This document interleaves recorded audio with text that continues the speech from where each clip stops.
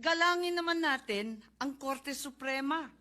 Huwag tayong umastang Supremer Court. Supremest pa. Wala namang ganun ah. Sa mga kapatid kong senador, paano tayo magiging dakilang mambabatas kung tayo mismo ay hindi susunod sa batas?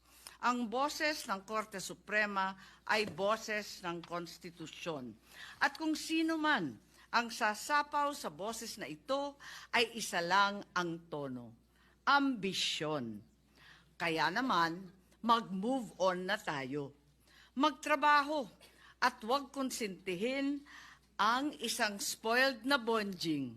Huwag nang busugin ng pabor. Huwag nang pumayag dahil may pabuya. Huwag tayo magpalaki ng buwaya, baby pa nga ang tawag, lulong na. Sa mga mahal kong kongresista, may suggestion po ako. Ito suggestion lang naman, Huwag niyong masamain.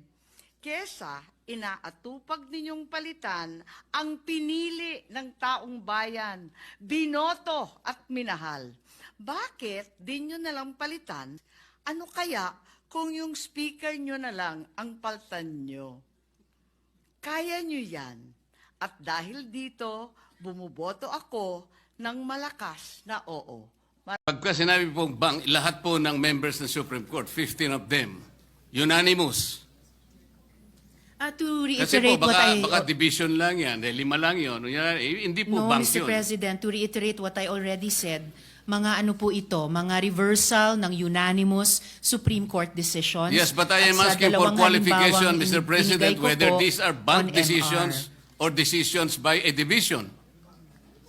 And whether or not they Mr. were President, characterized by... sinabi ko rin na po kanina ang Sandali bank po. decisions po ito. Ay, hindi po. Whether or I not am the replying to the decisions question. are characterized by the following qualifications. 1, unconstitutional, void ab initio, violative of due process. All these are present in those jurisprudence and cases as you cited. Mr. President. Bagamat para itong yung pinag-uusapan natin kaninang operative facts, kanina simple lang yung tanong eh. May kaso na po ba na ang Supreme Court sa unanimous decision ay ni-reverse ang sarili nila?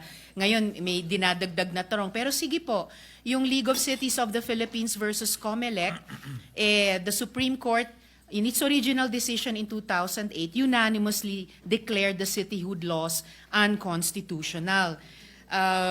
I will have to get more information po on the ISAA